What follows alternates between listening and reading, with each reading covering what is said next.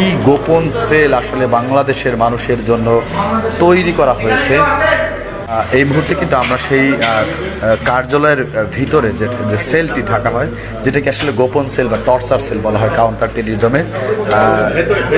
High কমিশনে ঢুকে জাতির পিতার ছবি নিয়ে অপমান করেছে, এত সাহস কোথা থেকে পায় আমি জিজ্ঞাসা করি।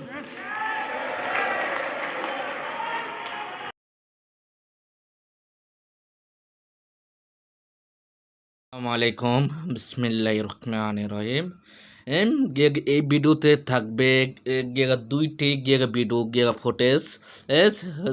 আপনারা না টেনে বিস্তারিত নিউজগুলা দেখবেন এবং বলবো প্রথমে প্রধানমন্ত্রী শেখ হাসিনা কি বললো এবং প্রধানমন্ত্রী শেখ হাসিনা বললো বঙ্গবন্ধুর ওর ছবির উপরে অত্যাচার করার সাহস তাদেরকে কে দিল।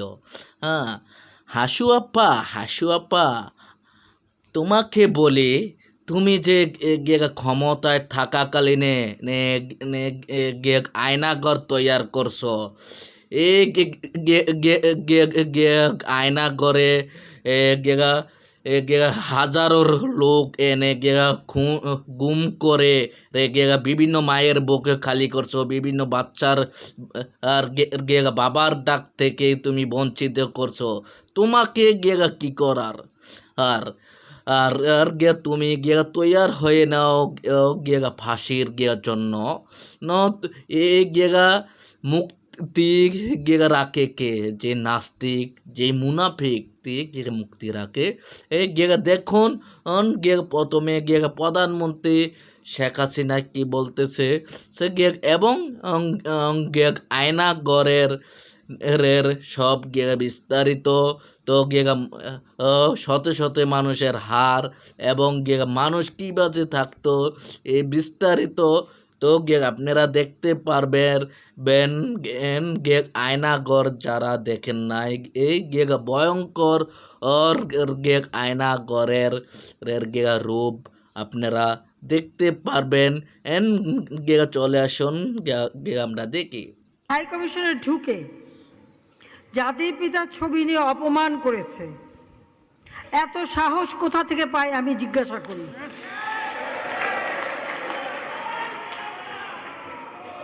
আমি জানি না আমাদের হাই কমিশনে এখন কারা বসেছিল এবং তারা সেখানে কিছুই করতে পারলো না কেন, সেটাও বড় প্রশ্ন। আর আমি আমার প্রবাসী যারা বাঙালি, না আমার প্রবাসী বাঙালিদেরও আমি বলবো যে যারা এই ঘটনাগুলি ঘটিয়েছে তারা চলাফেরা করে না, তাদের দেখেন না। যে হাত দিয়ে জাতির পিতার ওই ছবি নিয়ে তারা ভেঙেছে,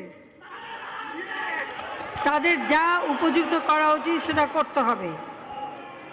কারণ জাতির পিতার নাম মুছে ফেলার চেষ্টা করা হয়েছিল, তো তারিখ যেহেতু দূরের কথা, ওর বাপ তো চেষ্টা করেছিল এই নাম মুছতে, ওর বাপও চেষ্টা করেছে, মাও চেষ্টা করেছে। তারা কি পেয়েছে নাম মুছতে?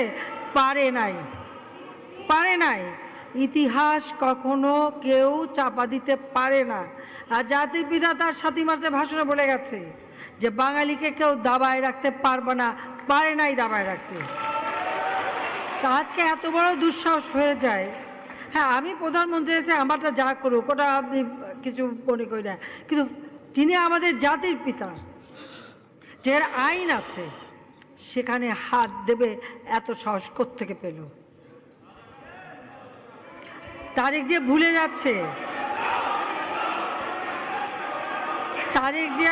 যাচ্ছে যে তার মা দুর্নীতি করে জেলে গেছে। আজকে তার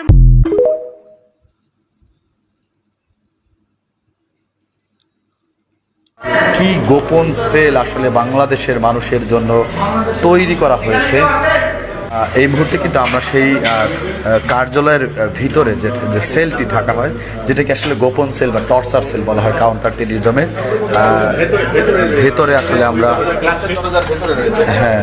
আয়না ঘর নামে পরিচিত শেখ হাসিনার তৈরি টর্চার সেল, এটা যে কতটা ভয়ানক তা জানলে আপনার গায়ের প্রত্যেকটি লোম দাঁড়িয়ে যাবে। শেখ হাসিনা সরকার পতনের পর সম্প্রতি সন্ধান মিলে আয়না ঘর নামের এই গুম ঘর, যেখানে শেখ হাসিনা সরকার মানুষদেরকে ধরে এনে ডিবি হারুনের নির্দেশে মানুষদেরকে বন্দী করে এমন এমন ভয়ানক নির্যাতন এবং টর্চার করে মেরে ফেলতো, যেই লোমহর্ষক বর্ণনা শুনলে আপনার গায়ের প্রত্যেকটি লোম দাঁড়িয়ে যাবে। যদি আপনার পর্যাপ্ত সাহস থাকে তাহলে এই পরবর্তী অংশটুকু দেখুন। আজ জানবো এই আয়না ঘর কতটা ভয়ঙ্কর এবং এই নির্জন গুম ঘরে নিয়ে বন্দীদের সাথে কি কি করা হতো, কাদেরকে ধরে নেওয়া হতো এই আয়না ঘরে এবং লাশ কেন গুম করা হতো, কেনই বা এইসব বন্দীদের কিডনি বের করে বিক্রি করে দেওয়া হতো। সমস্ত তথ্য এই ভিডিওটিতে উঠে আসবে। সবকিছু জানতে ভিডিওটি মনোযোগ সহকারে শেষ পর্যন্ত দেখতে থাকুন। ভিডিওটিকে লাইক করে চলুন শুরু করা যাক। দীর্ঘ 15 বছর যাবৎ শেখ হাসিনা ক্ষমতায় থাকাকালীন অবস্থায় এই আয়না ঘরের ভিতরে কোনো ধরনের গণমাধ্যম কর্মীকে প্রবেশ করতে দেওয়া হয়নি, যে কারণে এই আয়না ঘরের ভিতরে কতজন মানুষকে বন্দী করে রাখা হয়েছিল এবং এই আয়না ঘরের ভিতরে কি পরিমাণ অমানবিক নির্যাতন করা হতো তা কাউকেই জানতে দেয়া হতো না। কিন্তু যখনই শেখ হাসিনা সরকারের পতন হয় তখনই বেরিয়ে আসে এই আয়না ঘরের নির্মম বাস্তবতা। কত লাখ মানুষকে এখানে গুম করে রাখা হয়েছিল আপনাদের প্রথমে কিছু ফটো এবং ভিডিও দেখাই, যেখানে লক্ষ লক্ষ মানুষের মৃত্যু কঙ্কাল দেখা যায়। এই মৃত্যু কঙ্কালগুলো সেই সমস্ত মানুষদের যাদেরকে আয়না ঘরে ঢুকিয়ে নির্মম ভাবে অত্যাচার করে মেরে ফেলে লাশ গণকবর দিয়ে চাপা দেওয়া হয়েছিল এবং সেই কঙ্কালগুলোর ভিডিওই সম্প্রতি শেখ হাসিনার পতনের পর গণমাধ্যমে প্রকাশ হয়। এই আয়না ঘরে কর্মরত কিছু পুলিশ বাহিনীদের মুখ থেকে বেরিয়ে আসে এর নির্মম বাস্তবতা। কতটা ভয়ঙ্কর ভাবে আসামিদেরকে টর্চার করা হতো সেগুলো শুনলে আপনার গায়ের প্রত্যেকটি লোম এক এক করে দাঁড়িয়ে যাবে। আয়না ঘরে ঢুকানোর 1 সপ্তাহের মধ্যেই কয়েদিরা মৃত্যুর জন্য আর্তনাদ করত। এখানে থাকা এক কর্মচারী বলেন, আয়না ঘরে থাকা প্রত্যেকটা কয়েদি প্রত্যেক দিন হাত পা ধরে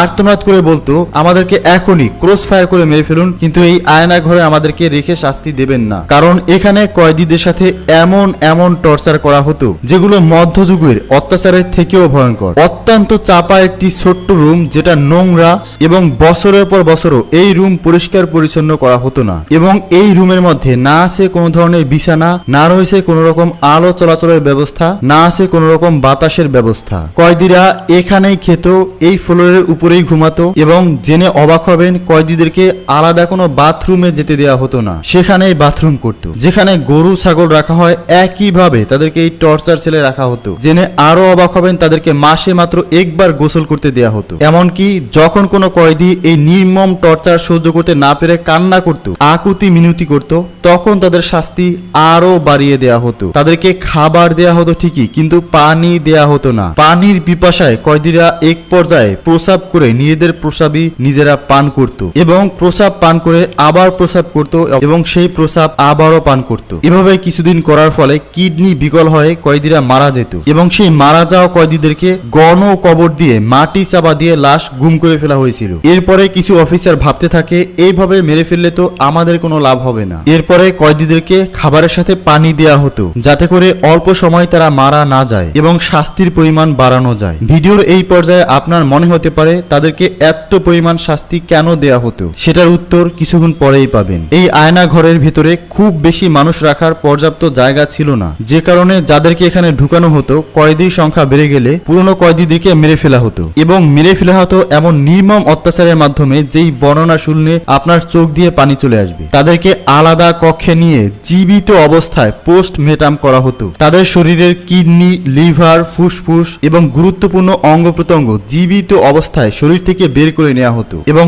এক পর্যায়ে কয়েদিরা মারা যেত এবং এই অঙ্গ প্রত্যঙ্গ নিয়ে অন্য হসপিটালে বিক্রি করে দেওয়া হতো এবং সেই টাকা দিয়েই এখানকার স্টাফদেরকে বেতন দেওয়া হতো এবং তারপর এই আয়না ঘরে লুকিয়ে থাকা গোপন কবরস্থানে এই সকল মৃত কয়েদিদেরকে গণহারে চাপা দিয়ে ঢেকে রাখা হতো। এখানে কর্মরত স্টাফ সাংবাদিকদেরকে জানান যে, আমি এই ধরনের নির্মম অত্যাচার দেখে এখান থেকে চাকরি ছেড়ে পালিয়ে যাওয়ার কথা ভেবেছিলাম এবং তারপরে আমি এটাও ভাবি যে যদি আমি এই কথা বলি তাহলে হয়তো এরা আমাকেও মেরে ফেলবে। তার জন্য ভয়ে বাধ্য হয়ে এইখান থেকে চাকরি ছাড়ার কথা তাদেরকে আমি বলিনি। কিন্তু আজ যখন শুনতে পেলাম শেখ হাসিনার পতন হয়েছে তখন ভাবলাম এটাই সময় এখন আমি সাংবাদিকদের সামনে এই সকল নির্মম বাস্তবতা তুলে ধরবো। আসলে এই স্বৈর শাসক শেখ হাসিনা এই টর্চার সেলের ভেতরে তাদেরকে নিয়ে যেত যারা শেখ হাসিনার বিরোধিতা করত, যারা তার রাজনৈতিক পথের কাটা হয়ে দাঁড়াতো। তাদেরকে প্রথমে গ্রেপ্তার করা হতো, পুলিশ বাহিনী দিয়ে গ্রেপ্তার করার পরে ডিবি হারুনের নির্দেশ নির্দেশে আসামিদেরকে এই আয়না ঘর নামে পরিচিত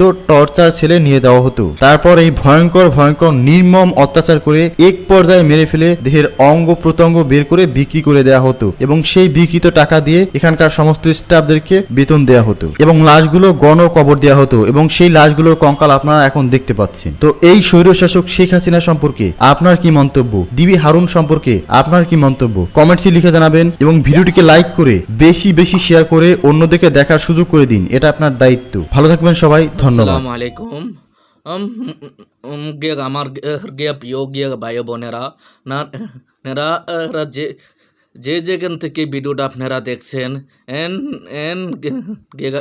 আপনারা বুঝতে পারছেন এবং শুনতে পারছেন পুরা ভিডিও ভয়ঙ্কর শেখ হাসিনা কি বললো তার বাবার আর মুক্তিগুলা বাঙ্গা নিয়ে বাংলাদেশের শিক্ষার্থীদেরকে এবং বাংলাদেশের প্রজন্ম মানুষকে কি ভয়ঙ্কর হুঙ্কার দিল তে নাকি প্রতিশোধ নিবে এবং এই স্বৈরাচার সরকার ভয়ঙ্কর শেখ হাসিনা যে ভয়ঙ্কর আয়নাঘর তৈয়ার করলো। এই আয়নাঘর তৈয়ার কইরা শতে শতে মানুষ ঘুম করে এনে রাখলো আয়না করে, না গোসল, না খানা, না প্রস্রাব,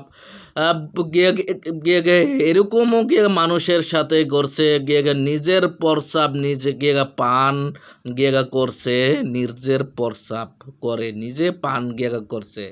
এরকম ভয়ঙ্কর পরিস্থিতি। এই কিডনি ড্যামেজ হয়ে শত শত লোক মারা গেছে এবং আয়নাঘরে লোক বেশি হয়ে গেলে পুরানো কয়েদিরকে মেরে নতুন কয়েদি ঢুকাতো আয়নাঘরে। কিডনি শুদ্ধা মানুষের খুল্লা বিক্রি করতো হসপিটালে এবং এই মানুষ খাতায় রাখতো এই হাজার হাজার মানুষের হার। ভাই কি আপনারা বলবেন, কি এই স্বৈরাচার সরকারের প্রতি আপনারা কি ঘোষণা দেবেন? তাকে কি আইজও বাঁচিয়ে রাখবেন, না বাংলাদেশের মাটিতে এনে ফাঁসির দড়িতে ঝুলানোর ব্যবস্থা আপনারা করবেন?